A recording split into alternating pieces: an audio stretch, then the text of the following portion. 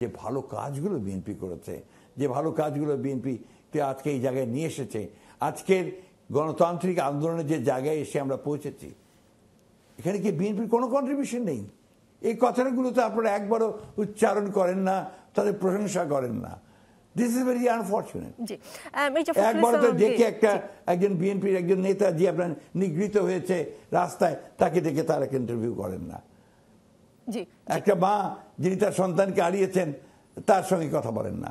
এই জিনিসগুলো আমি এই কারণে বলছি, যেখানে কিন্তু যেমন আপনার অন্যান্যদের আবেগ আছে, আমাদেরও তো আবেগ আছে, আমাদের মানুষগুলোরও তো আবেগ আছে। We have paid for it, we have given our lives. আমরা ব্যবসা বাণিজ্য সব নষ্ট হয়ে গেছে আমাদের লোকজনদের। আপনার চাকরিতে আপনি বিশ্বাস করবেন, ঠাকুরগাঁয়ে বাড়ি এই কারণে তার চাকরি হয়নি। বিসিএস পরীক্ষায় সবগুলো পাশ করেছে, মির্জা আলমগীরের আত্মীয় স্বজন নাই বাদ, বগুড়ায় বাড়িতে বাদ, কুনোয়াখালীতে বাড়ি বাদ। কেন? সেগুলো বিএনপি এরিয়া। তো এই কথাগুলো কিন্তু আপনারা আনছেন না। আমরা কিন্তু এইভাবে সাফার করেছি।